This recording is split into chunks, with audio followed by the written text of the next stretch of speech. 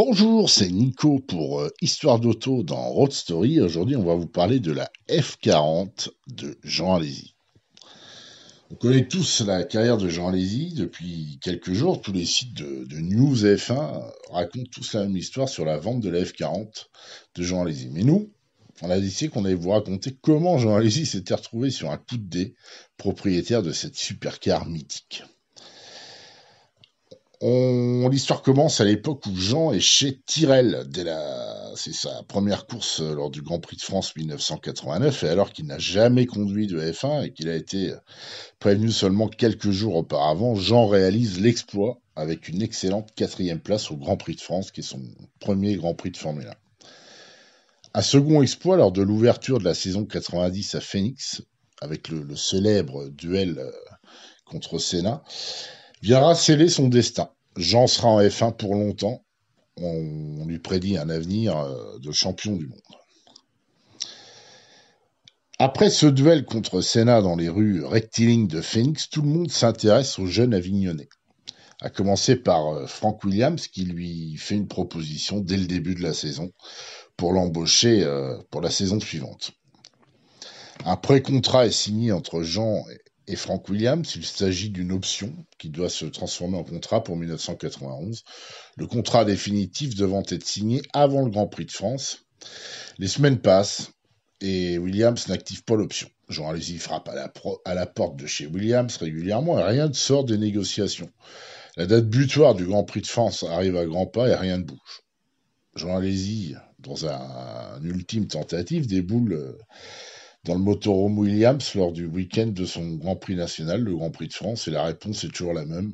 On ne peut pas t'officialiser maintenant.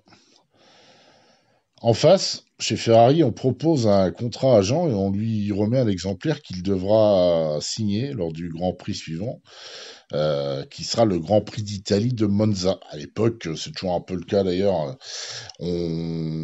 c'est une coutume chez Ferrari d'officialiser les deux pilotes de la saison suivante au Grand Prix de Monza, qui est un peu le Grand Prix national.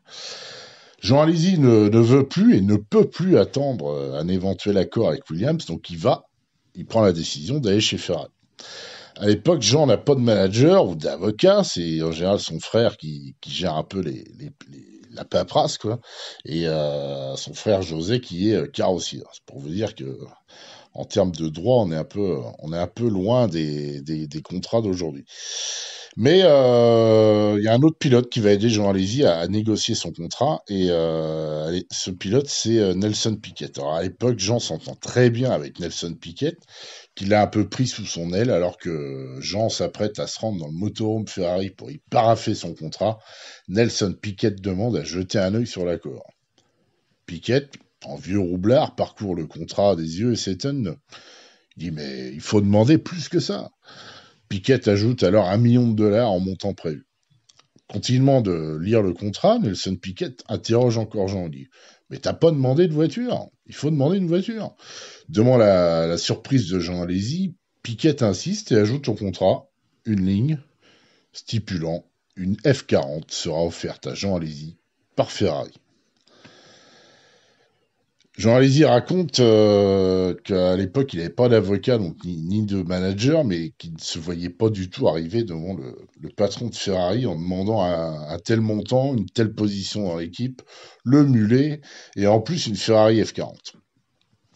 Jean Alesi, pourtant, presque contraint par son ami, finit par aller cogner à la porte du motorhome Ferrari pour apporter son contrat signé. Il raconte, il dit « Je l'ai donc donné et je me souviens que le président Di Montezemolo l'a lu, m'a regardé et m'a dit « Eh ben, il est dur en affaire, le jeune pilote français. » Le contrat a été accepté, le montant était accepté, la F40 était acceptée. Merci Nelson.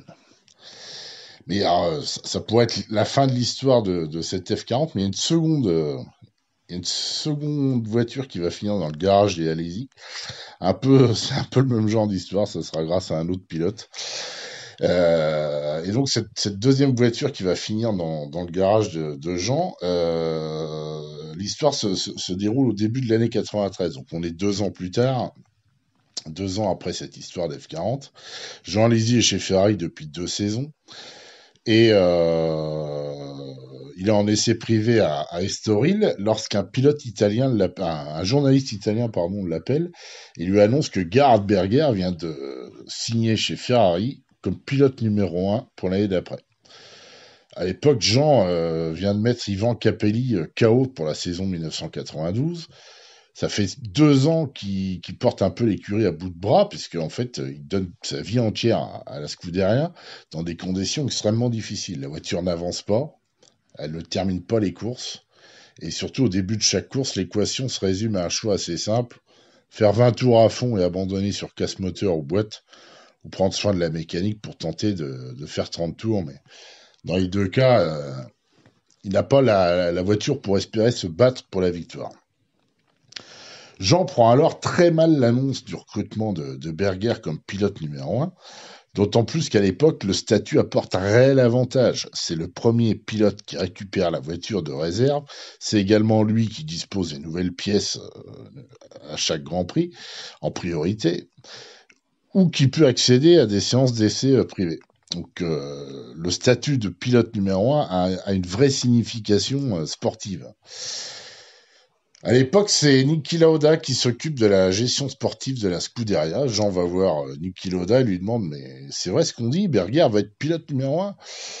Lauda comprend et tente de rassurer Jean Alesi. T'inquiète pas Jean, ça change rien pour toi, ça veut rien dire tout ça. Tu vas voir, tu veux quoi, tu veux de l'argent. Mais ce dont tu as besoin, Jean, après 2 ans passés chez Ferrari et des dizaines de moteurs cassés, c'est pas de l'argent. C'est du respect. Et c'est ce qu'il explique à Niki Lauda. Niki promet alors à Jean de plaider sa cause auprès de Luca Di Montezemolo, le grand Manitou de Ferrari. Quelques heures après ce coup de fil, Montezemolo appelle Alesi. Il lui dit, écoute Jean, je sais que tu as refusé l'argent qu'on te proposait, et je le comprends. Pour te remercier, on t'offre la Formule 1 de 1992. Depuis, la Ferrari F92A, un moteur V12 qui courait cette saison 1992 sur tous les circuits du monde, est dans le garage de Alesi, une voiture qu'il souhaite garder toute sa vie, contrairement à la F40, dont je vous parlais tout à l'heure, qui, elle, vient de changer de main et pour une bonne raison.